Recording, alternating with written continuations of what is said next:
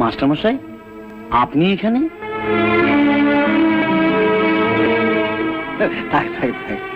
আপনার সঙ্গে এখানে এভাবে দেখা হবে আমি ভাবতেই পারিনি। তুমি এনাকে চেনো নাকি? চিনি কি বলছে, কলকাতায় ওনার কাছেই তো আমি গান শিখেছি। ওনার সুপারিশেই তো আমি কলকাতার রেডিও টিভিতে গান গাওয়ার সুযোগ পেয়েছি।